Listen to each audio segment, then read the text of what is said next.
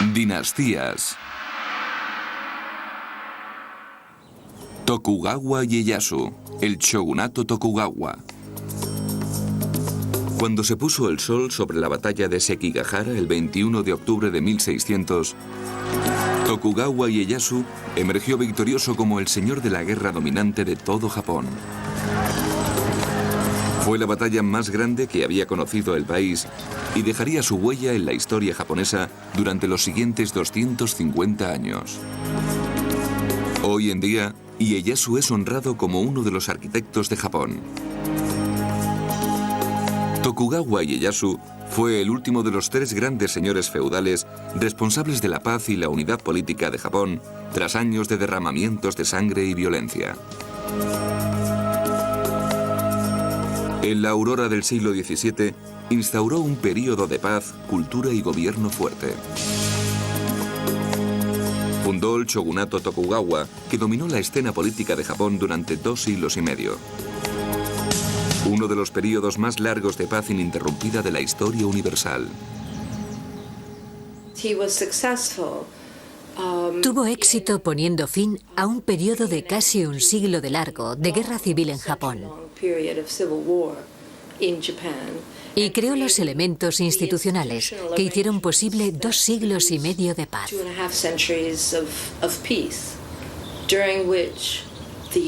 Durante ese periodo, se cimentaron lentamente las bases de la futura industrialización japonesa y su triunfo como nación-estado.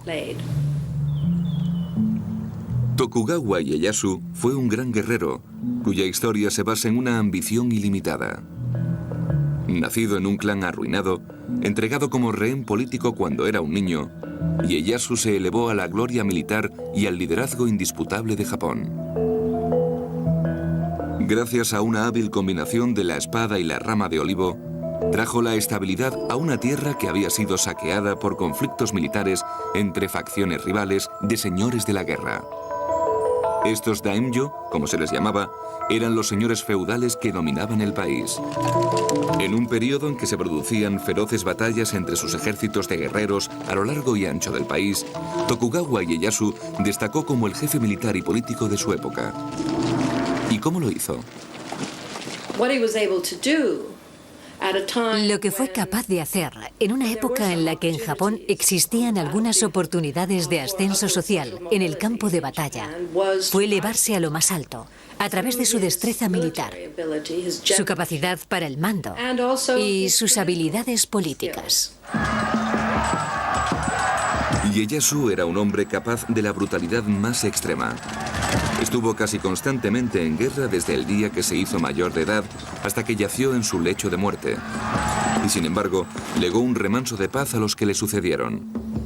En una época en que las alianzas, el engaño y el poder militar eran fundamentales, Ieyasu fue un maestro de la intriga política. Sabía cuándo formar una alianza y cuándo romperla. Tal vez la razón de su grandeza fuera que Ieyasu era un oportunista. Si veía una posibilidad, la aprovechaba. Si pensaba que podría salirse con la suya, lo intentaba.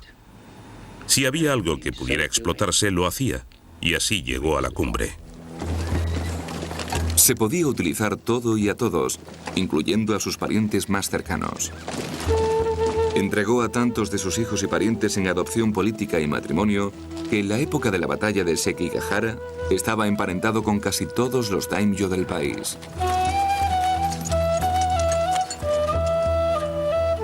No fue solo su brutal ambición y su habilidad política lo que hizo de Ieyasu uno de los más famosos gobernantes de Japón. Lo que era importante de este hombre fue el modo en que imponía y mantenía el control. Las regulaciones civiles, políticas y religiosas que implantó formaron la base del Estado japonés y el carácter de su pueblo en los siglos venideros. Para comprender el significado de Ieyasu y sus logros, tenemos que entender la naturaleza de la sociedad en la que nació.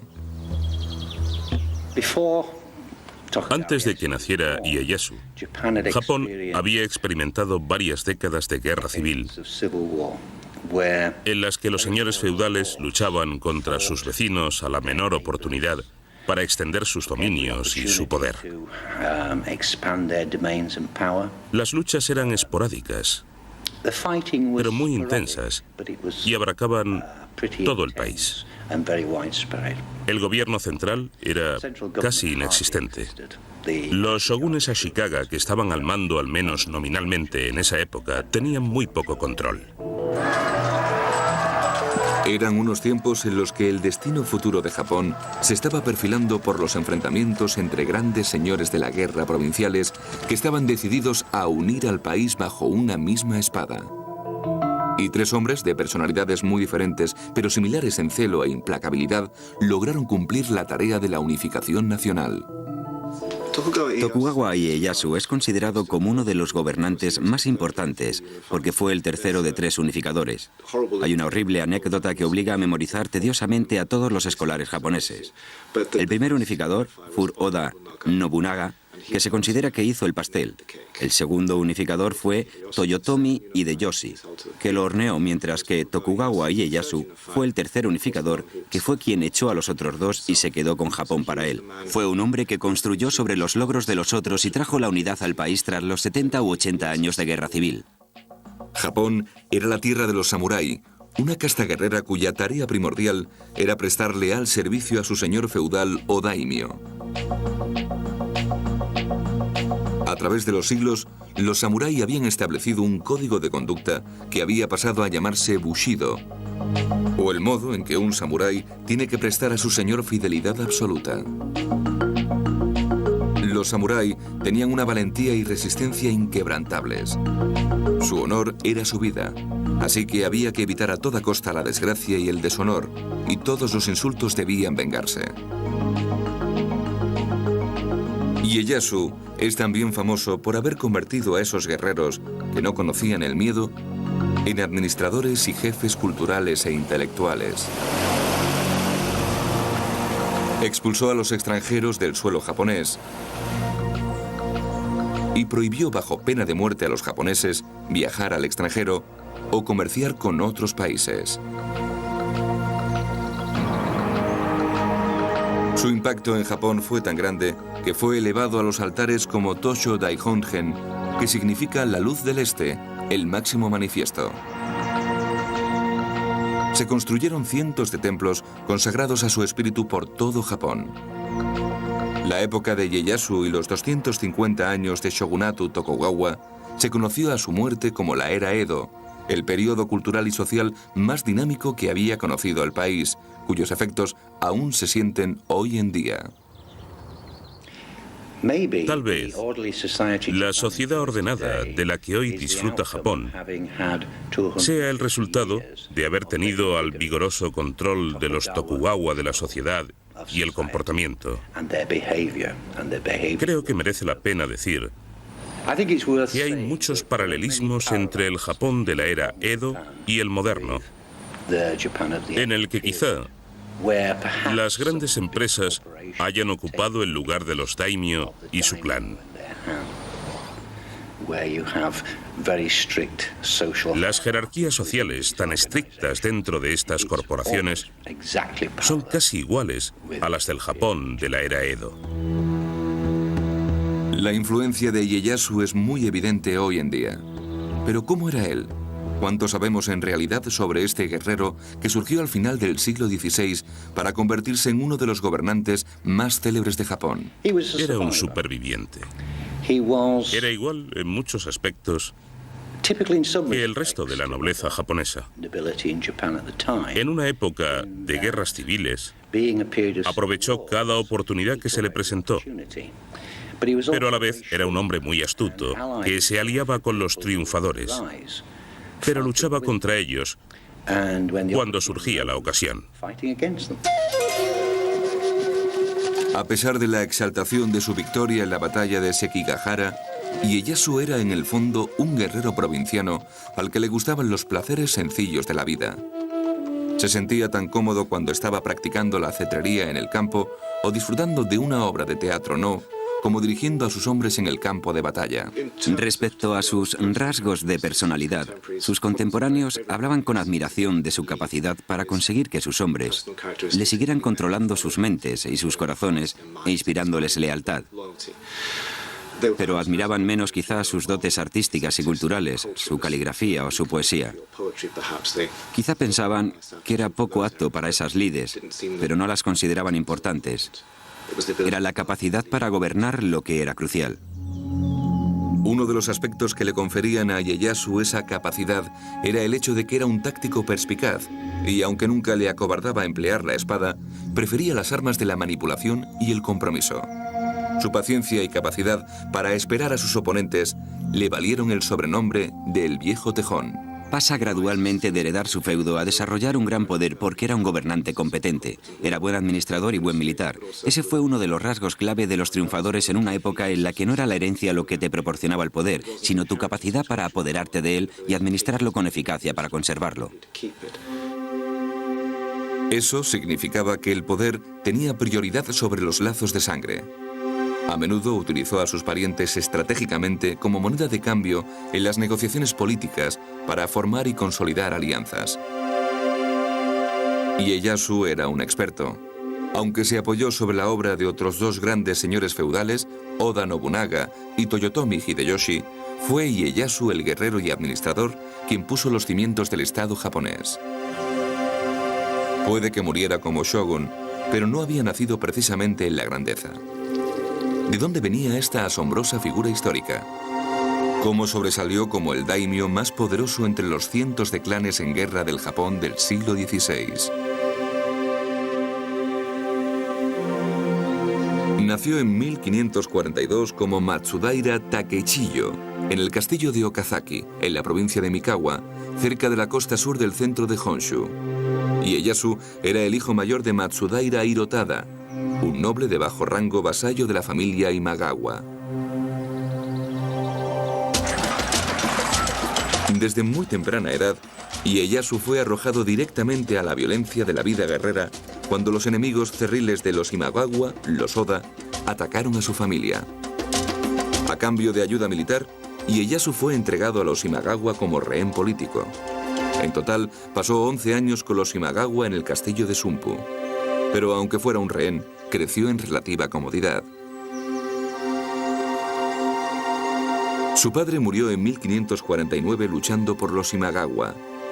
Pero sus experiencias tempranas como rehén en el castillo de Sumpu convirtieron a Ieyasu en un joven decidido a recuperar la independencia y el honor de su familia.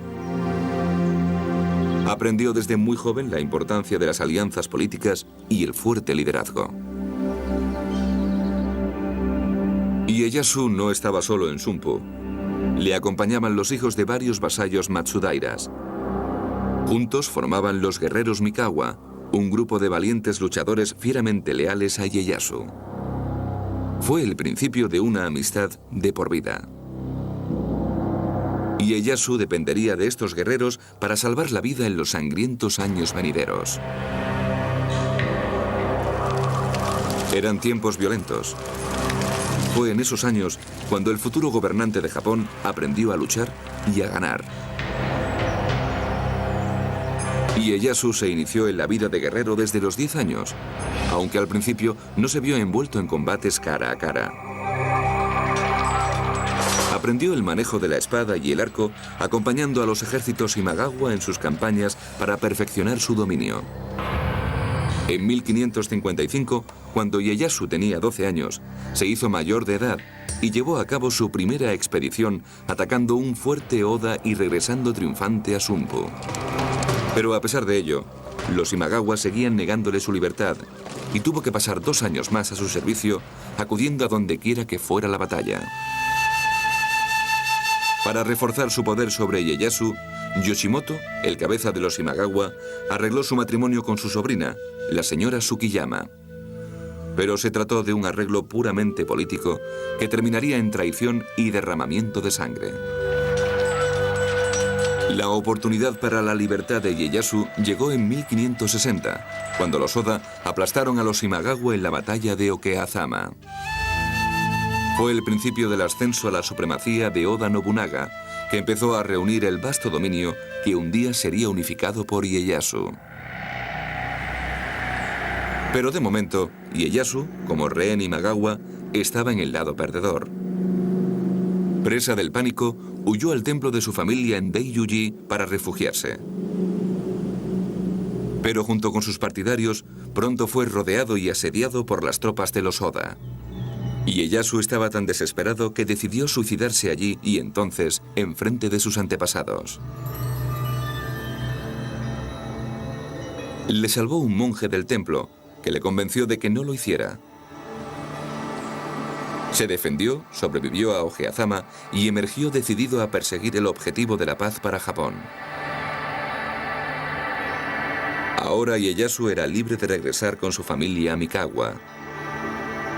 Comenzó a reunir apoyos y a acumular capital. Pasaba el tiempo fortaleciendo sus tropas y negociando una alianza con Oda Nobunaga. Pero pronto se vio amenazado por una rebelión dentro de su propio feudo. Militantes de la secta budista de Ikkok se habían levantado en armas contra él. Y Ieyasu, el señor fuerte, se vería enseguida obligado a demostrar su valor como jefe militar.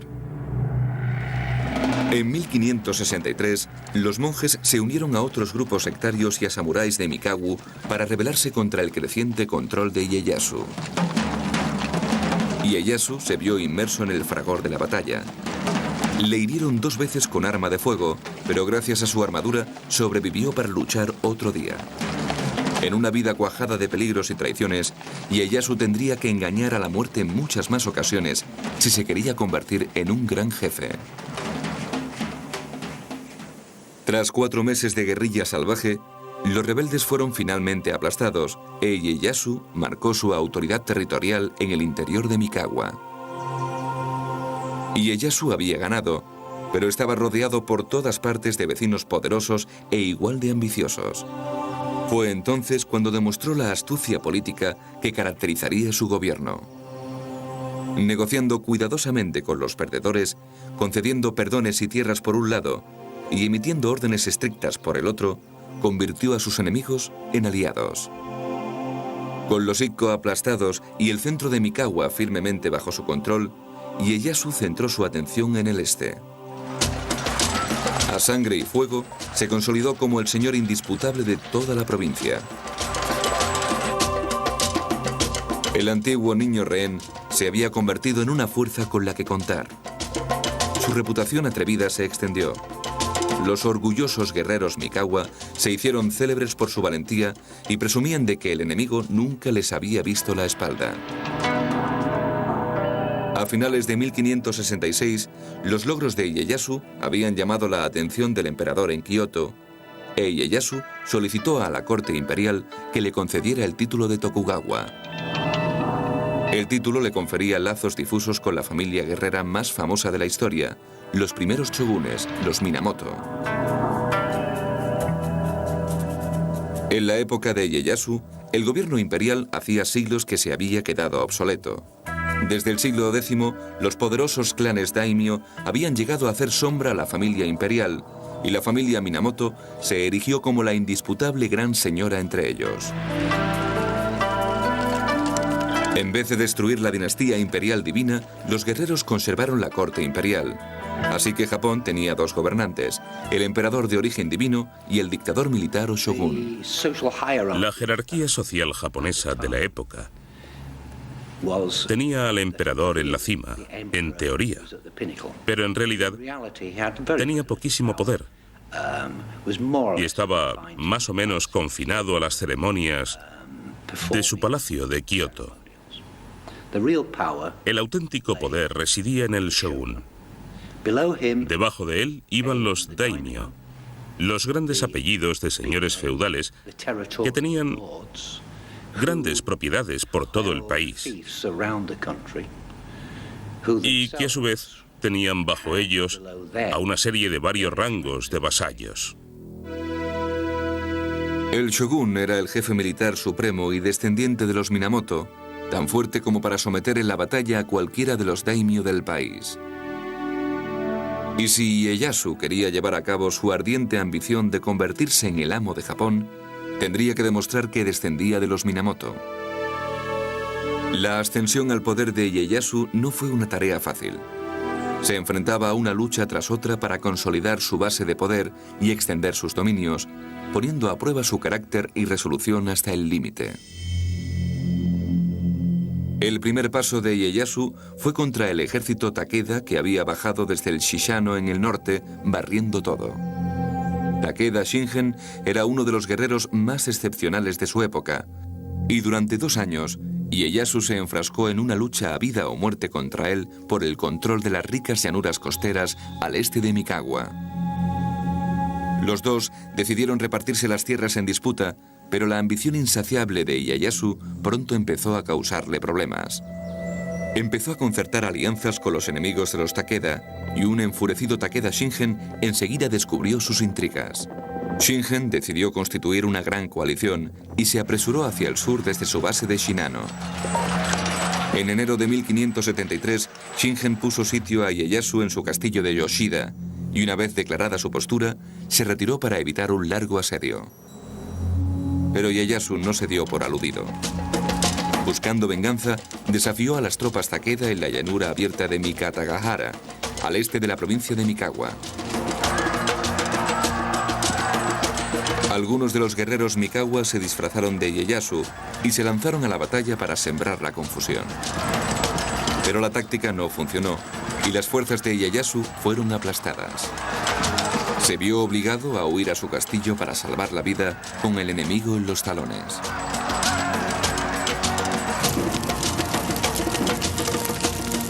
Ieyasu probó ahora otra táctica. Encendiendo fuegos y tocando tambores, sus hombres engañaron a los Takeda, que creyeron que iban a emprender una serie de ataques. Sorprendentemente, el truco funcionó y el enemigo se retiró. Ieyasu había vencido a los Takeda por pura suerte e ingenuidad. Takeda Shingen moriría más tarde ese año, pero la derrota de su sucesor Kayusori en Nagashimo tardaría en llegar otros 2 años largos y sangrientos. A esas alturas, Ieyasu ya se había convertido en un general eficiente. La clave de su éxito era un fuerte liderazgo y una buena táctica militar, seguida de reconciliación tras la batalla. Trataba bien a los que se le unían, concediéndoles tierras y poder, y aplastaba brutalmente a los que se le resistían. Ieyasu planeó su estrategia con anticipación, usando informes confidenciales de sus espías y diseñando la táctica correcta para derrotar a sus enemigos.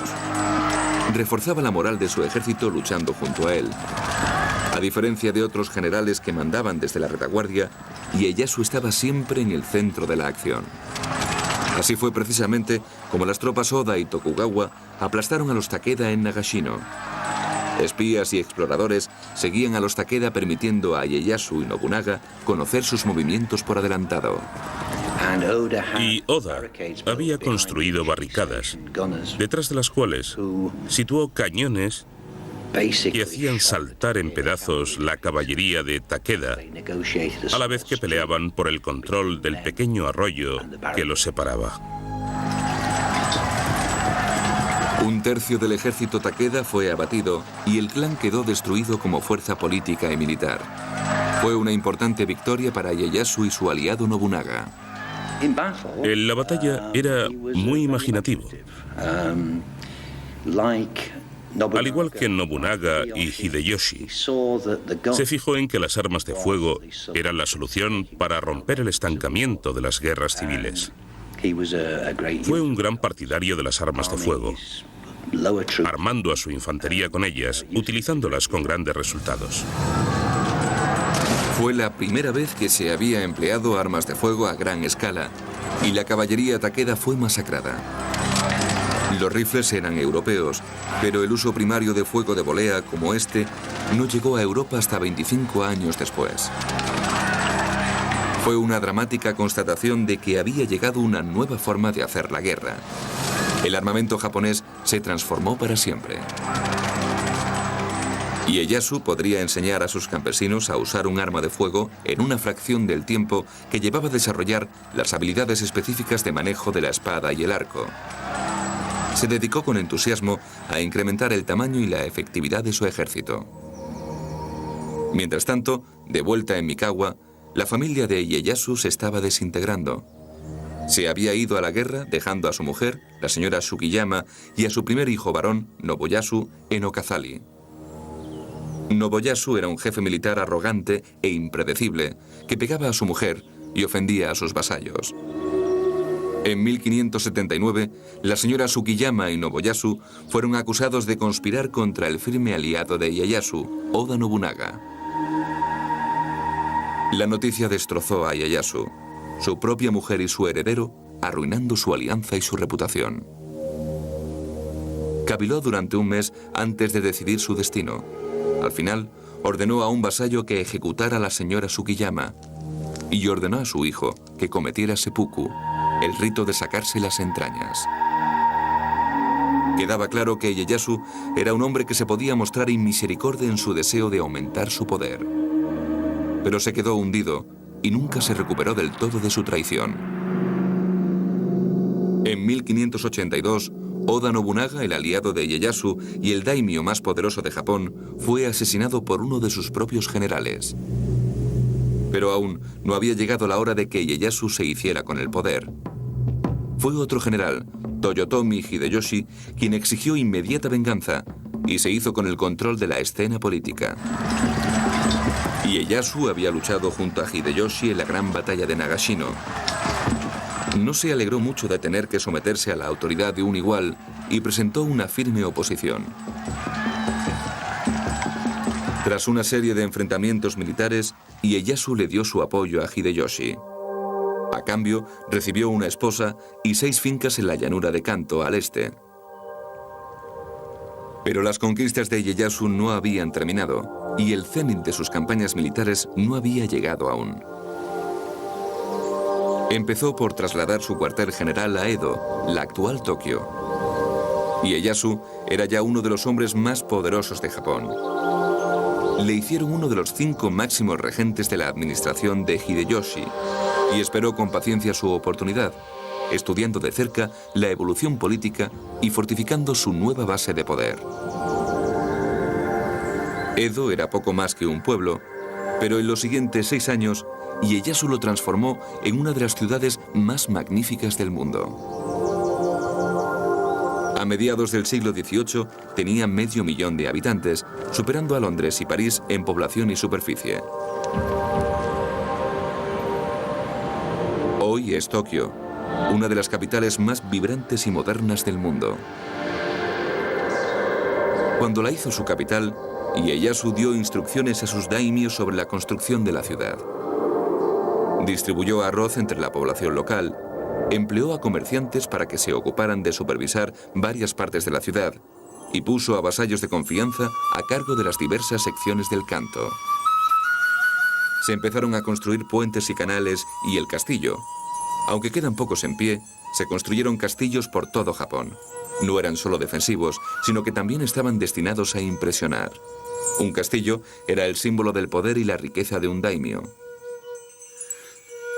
Japón empezó a dividirse en 2 esferas de influencia, el oeste bajo el amo Hideyoshi y el este bajo Ieyasu.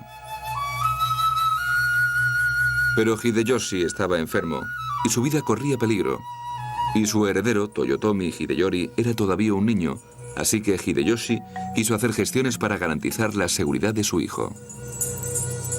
Ieyasu fue uno de los 5 regentes que juró proteger al niño. A la muerte de Hideyoshi en 1598, Ieyasu estaba más que preparado a apostar por el poder. Pero tenía responsabilidades frente a los regentes y Hideyori. Ieyasu sabía que tenía que actuar con celeridad y agilidad. Se dedicó de inmediato a concertar alianzas provocadoras y desencadenó una serie de acontecimientos que culminarían en la mayor batalla que ha conocido Japón y que supondría un punto de inflexión en la historia japonesa. Eran tiempos peligrosos, y con sus alianzas, Ieyasu causó una ola de ansiedad en Osaka. La oposición contra él empezó a reunirse alrededor de Ishida Mitsunari, un leal general Toyotomi y un enemigo formidable. A causa de su postura, Ieyasu era un objetivo de primer grado para los otros regentes, ávidos de poder. Estaba rodeado de rumores, intrigas y conspiraciones. Temiendo por su propia seguridad, Ieyasu se mudó al castillo de Osaka sin quitarle ojo a Hideyori y asegurándose que de ningún otro regente pudiera reclamar el papel de protector.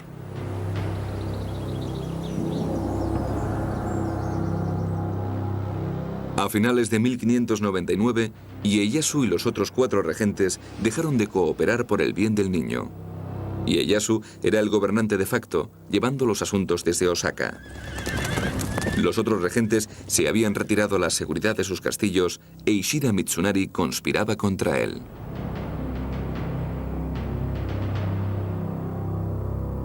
En el año 1600, Ieyasu por el este e Ishida por el oeste se afanaban en buscar apoyos. La pretensión de Ieyasu de defender los intereses del joven Hideyori atrajo a muchos aliados. La tensión era creciente. Si Ieyasu quería el poder absoluto, sabía que no había tiempo que perder. En julio de 1600, Ieyasu fue obligado a abandonar el Consejo de Regentes en Osaka y viajar de vuelta al este para acabar con las hostilidades que se habían producido al nordeste de sus dominios. Pero a Ieyasu no le llamaban el viejo tejón en vano, y su sofisticada red de espías le mantenía informado a todas horas. Mientras marchaba hacia el este, se enteró de un plan de Ishida que pretendía atacarle por sorpresa por detrás. Ieyasu, astuto como siempre, fingió avanzar hacia el norte desde Edo para ocuparse de la revuelta. En el último minuto giró al oeste y utilizó el elemento sorpresa contra Ishida y derrotarle con su propia arma. Ieyasu marchó por la vieja carretera de Tokaido a una velocidad asombrosa. Con él iban 80.000 daimyo con sus samuráis, banderas ondeando al viento mientras afilaban las espadas para la batalla. Llegaron a Sekigahara y se encontraron con el paso bloqueado y el enemigo desplegado, listo para el duelo final. La batalla comenzó la brumosa mañana del 15 de septiembre de 1600. 150.000 soldados se batieron unos contra otros sobre el barro. La batalla se hizo cada vez más cruenta. Nadie llevaba la ventaja hasta que uno de los aliados de Ishida, Kobayakawa, le traicionó y se cambió de bando. Fue un apoyo decisivo para Ieyasu. Recurrió a sus tropas de reserva, que con un gruñido que helaba la sangre, cargaron hacia el corazón de la batalla. 2 horas después, el enemigo quedaba derrotado. La gran prueba había terminado en 6 sangrientas horas. Se ganó la batalla y comenzó una nueva era. Ieyasu no dejó cabos sin atar. Ishida Mitsunari fue atrapado y ejecutado públicamente junto con otros jefes del ejército del oeste.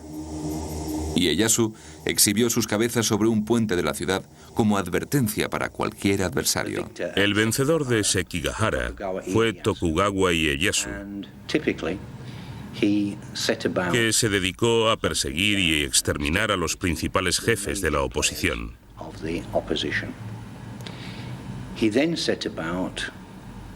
Luego se consagró a la reorganización de la estructura política y social de Japón para asegurar que no se produjeran más insurrecciones. Una de las cosas que hizo fue aumentar el nivel de estratificación de la sociedad japonesa. Esto había sido iniciado por Hideyoshi y bajo Ieyasu, la sociedad se dividió en 4 clases principales: la clase militar, los buque, los granjeros, los artesanos y finalmente los comerciantes. La batalla de Sekigahara fue un gran acontecimiento. Ahora, Ieyasu era el amo indiscutible de Japón. Había evitado que el joven Hideyori siguiera los pasos de su padre, pero mientras permaneciera con vida y buena salud en Osaka, la tranquilidad de Ieyasu no sería completa. Ieyasu utilizó su poder y las tierras recién conquistadas para recompensar a los que le habían servido y redujo las tierras de los que no lo habían hecho. Ahora Ieyasu tenía que dirigir un vasto imperio. Pero al principio se encontraba en una posición frágil. Lo que realmente les hizo importantes a él y a sus sucesores en la historia moderna de Japón fue que supieron utilizar esa victoria para crear las instituciones y organismos que condujeron a una paz duradera. Lo que convertía a Ieyasu en un jefe tan especial y le permitió conservar su enorme poder fue su habilidad como administrador. Durante casi 60 años, la vida de Ieyasu había sido una constante batalla. Con un país unificado bajo su control, sus pensamientos se centraron en la paz. El país estaba a punto de entrar en una época dramáticamente distinta. En 1603, la corte imperial decidió reconocer al nuevo jefe y le otorgó el título de shogun. Recibió a sus amigos y parientes con magníficos banquetes y celebraciones. Cuando acabaron las festividades, Ieyasu comenzó a imponer el orden y la regularidad en Japón. Ieyasu instaló su shogunato o gobierno bakufu de samuráis en Edo, lejos del emperador y su corte. Pero al mismo tiempo, construyó el castillo de Nijo, cerca del Palacio Imperial de Kioto, como recordatorio para el emperador de que ahora él tenía el poder y su shogunato iba a ser duradero. La prioridad número 1 de Ieyasu fue restaurar la paz y el orden en un Japón asolado por la guerra. Para lograrlo, se inspiró en las ideas del neoconfucianismo chino. Fue fundamental el ideal confucianista de liderazgo político como ejemplo y compromiso moral.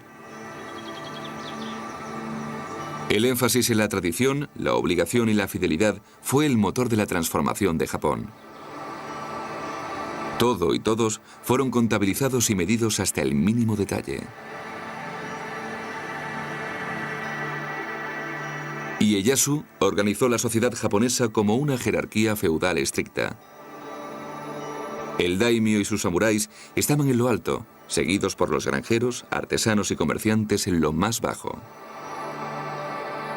Para mantener la estabilidad política, los daimyo estaban obligados a realizar visitas ceremoniales a Edo en años alternos, y sus mujeres e hijos residían permanentemente en Edo como rehenes virtuales del gobierno.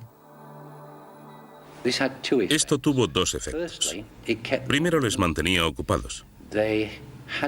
Tenían que hacer un viaje largo y a menudo arduo desde regiones lejanas del país con un séquito prescrito que a menudo significaba movilizar a varios miles de personas. El viaje podía durar meses y una vez que llegaban a la capital tenían deberes que cumplir en la corte. También les costaba mucho dinero, lo que aseguraba que aunque no se empobrecieran, no contaran con recursos adicionales. Con mucha astucia, el shogunato exigía que cada señor mantuviera un palacio en Edo donde vivieran permanentemente sus mujeres e hijos, que en realidad se convertían en rehenes. Así, los señores tenían que ir y venir y pasaban mucho tiempo desplazándose por todo el país. Sus mujeres e hijos permanecían como rehenes en Edo y se gastaban todo el dinero que les sobraba. Una bonita forma de mantenerles bajo control y evitar cualquier pensamiento de insurrección. Con medidas como esas, se aseguró de que cada individuo conociera bien su lugar en la sociedad desde lo más alto a lo más bajo. La clase era hereditaria y fija. La insistencia confucianista en la obediencia y lealtad a los superiores dominaba todas las áreas de la vida japonesa. Ieyasu registró todas las casas y tierras del país. No dejó una sola piedra sin remover. El gobierno conocía con exactitud dónde estaba la riqueza y quién era todo el mundo. Lo más significativo de todo fue el cambio de papel de los gobernantes samuráis. No fue una tarea fácil para Ieyasu convertir Japón en un reino pacífico. Convirtió a los samuráis en la clase dominante, poderosa y privilegiada, pero no tenían guerras en las que luchar. ¿Y qué podía hacer con esos cientos de miles de guerreros? Ordenó que se fundaran escuelas en todas las regiones para el aprendizaje de los clásicos confucionistas por parte de los jóvenes guerreros y tal vez de algunos plebeyos. Así se civilizarían y serían capaces de cumplir con sus deberes administrativos. Fue una herramienta muy potente para transformar, con el tiempo, una clase de rudos guerreros en otra de burócratas cultivados que administraban sus dominios y vivían siguiendo una ética de paz en vez de una ética marcial. Ieyasu reemplazó la batalla, la sangre y la brutalidad por la lealtad, el conocimiento y la autodisciplina. Se crearon centros de aprendizaje y educación en las artes civiles y militares y en teología. Ieyasu era un hombre con un carácter lleno de contrastes. Adquirió el poder mediante la guerra, pero valoraba el conocimiento más que nada. En una época en la que el aprendizaje tenía lugar únicamente en los templos, reinventó una clase entera de guerreros eruditos. El propio Ieyasu fue el estudiante más entusiasta de todos. Estudió obras históricas y confucianistas durante toda su vida y ordenó la publicación de libros para educar a toda la sociedad. En el fondo, sin embargo, Ieyasu seguía siendo un guerrero de Mikawa, que amaba las cosas sencillas de la vida. Pasaba casi todo su tiempo libre en el campo, dedicado a la natación y la cetrería, y le pasó el título de shogun a su hijo. Tokugawa adoptó la práctica común japonesa de retirarse pronto del puesto de shogun y nombró a uno de sus hijos en su lugar. Él se trasladó a Sumpu, la actual Shizuoka, retirado ostensiblemente, pero de hecho, aún con el control total sobre el país. Su hijo Hidetada era shogun solo nominalmente. Así que Ieyasu seguía dominando el país. Y todavía le quedaban muchas cosas por hacer porque seguían existiendo amenazas. Ieyasu sabía que Hideyori seguía vivo en Osaka y que la familia Totoyomi todavía podía reclamar el poder. Para Ieyasu, Hideyori representaba una amenaza imposible de ignorar. Mientras viviera, Hideyori era un potencial catalizador de la oposición a los Tokugawa. Había que hacer algo con él. Ieyasu encontró pronto la manera de hacerlo. Aprovechó que Hideyori estaba construyendo un templo a la memoria de su padre como pretexto para la guerra. Argumentó que la ceremonia inaugural y la inscripción sobre la campana del templo eran un insulto para él. Ofendido, procedió a reunir un ejército de 195.000 hombres y puso sitio a Osaka.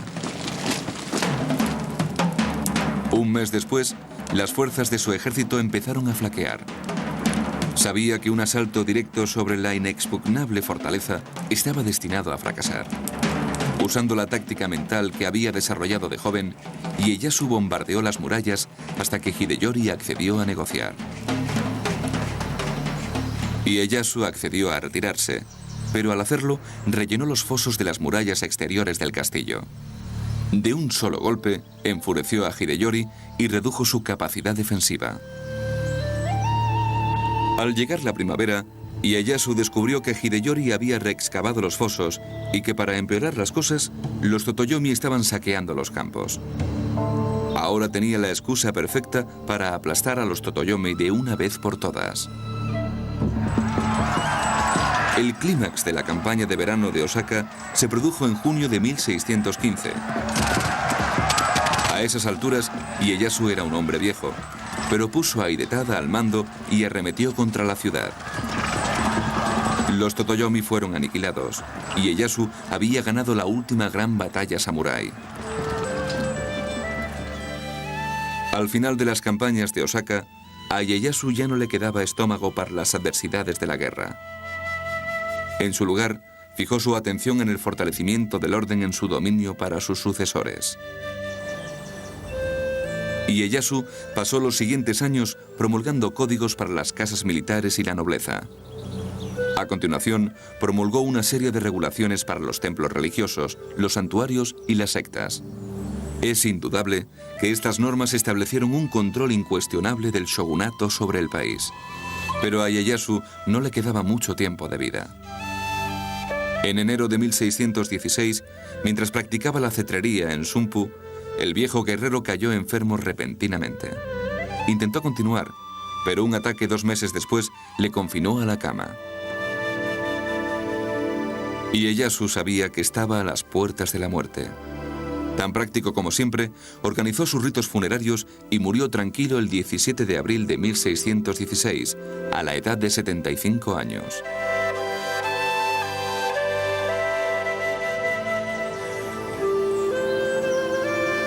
Tras su muerte, se construyeron decenas de templos en su memoria. El magnífico complejo religioso de Nikko es un monumento adecuado a la grandeza del guerrero que unió Japón bajo la paz, un logro extraordinario para un hombre. Su legado fue un Japón unificado. Creo que fue el legado más importante que dejó. Un Japón unificado y en paz. Poco después de su muerte se produjeron algunas revueltas sin importancia, pero Japón disfrutó de 250 años de paz, aunque fue una paz impuesta. El período Edo de Japón, la época del shogunato Tokugawa, fue esencialmente una etapa de paz impuesta. Era un estado policial con espías por todas partes. El desplazamiento de gente por el país estaba prohibido a menos que tuvieran permiso. Había controles en todas las carreteras. No era una sociedad agradable, especialmente para los estratos más bajos. Pero fue una época de paz y permitió que florecieran las artes. Para comprender el legado de Ieyasu, hay que comprender lo que había ocurrido antes. Sus inmediatos predecesores, Oda Nobunaga y Toyotomi Hideyoshi, unificaron gran parte de Japón, pero fue Ieyasu quien unificó lo que todavía era un amasijo de clanes en guerra, convirtiéndolo en un remanso de paz. Antes de que Tokugawa Ieyasu accediera al poder, el país estaba muy dividido en feudos y no existía el concepto de Japón como nación. Existía tal vez una identidad cultural japonesa, pero había muchísimos feudos pequeños, cada uno con su propio señor, que mantenía un ejército propio, castillos y acuñaba moneda. Muchas de estas cosas sobrevivieron durante el periodo Tokugawa, pero el conflicto abierto, el conflicto militar por el dominio del poder en Japón, terminó con Tokugawa Ieyasu. Para lograrlo, había tenido que aplicar una política dura y se labró una reputación de determinación y agresión. Es cierto que empleó tácticas brutales, pero eran las propias de la época violenta en que vivió, y al mismo tiempo deseaba la paz y el orden social por encima de todo. Fueron estas características, templadas con su astucia política, las que hicieron de Ieyasu un gran líder. Su victoria en Sekigahara lo convirtió en uno de los gobernantes más famosos de la historia de Japón, y la dinastía que creó permaneció en el poder hasta 1867. El legado Tokugawa es muy importante para Japón. Instauró 250 años de paz y estabilidad. Le dio a Japón la oportunidad de desarrollarse económica y culturalmente. Un logro importante fue la transformación del papel de los samuráis, que cesaron de estar enfocados en la guerra y los conflictos y se convirtieron en administradores y burócratas. Se estableció un papel en la burocracia y su relación con el resto del pueblo japonés. Y creo que esto nos lleva hasta el día de hoy, en el que el burócrata tiene obligaciones que desempeñar organizando y administrando la sociedad en beneficio de todos. Al menos, así es como se presenta en la ideología de los gobiernos. Los efectos de su dominio siguen presentes hoy en día. Su legado más significativo fue la rígida estabilidad que implantó en Japón. Transformó la sociedad, la cultura, la economía y las relaciones internacionales japonesas e inauguró un período de paz y prosperidad sin paralelo. Los sistemas fundamentales que Ieyasu había implantado, el shogunato Tokugawa, el control sobre los daimyo, La estructura administrativa sólida y el aislamiento de las interferencias internacionales permanecieron en su sitio durante más de 250 años.